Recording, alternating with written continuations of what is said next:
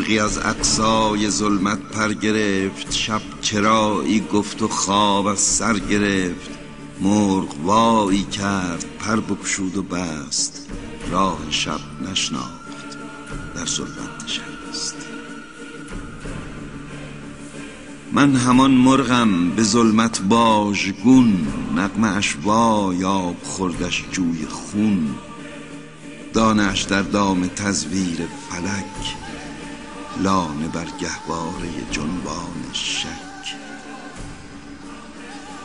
لانه می جنبد وزو ارکان مرغ،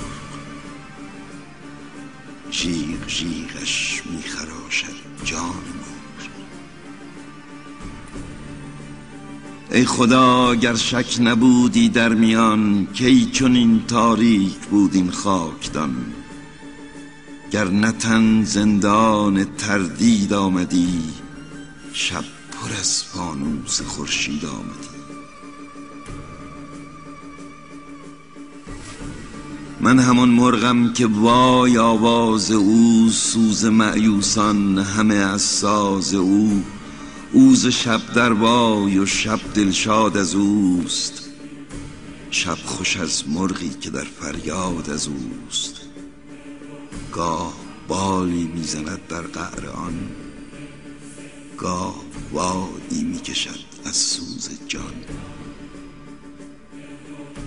خود اگر شب سرخوش از وایش نبود، لاجرم این بند بر پایش نبود.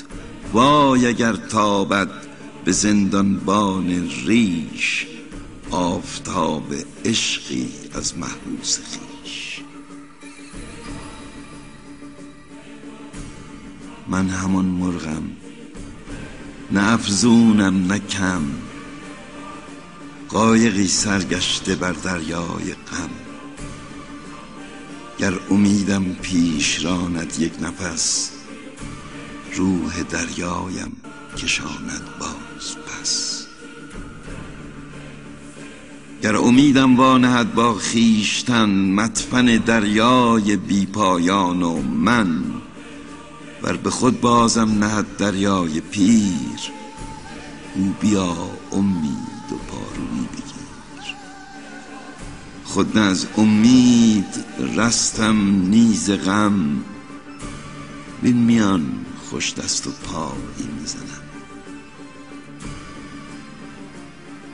من همان مرغم که پر بگشود و بست، ره ز شب نشناخت در ظلمت نشست. نش غم جان است و نش پروای نام، میزند وای به ظلمت بس.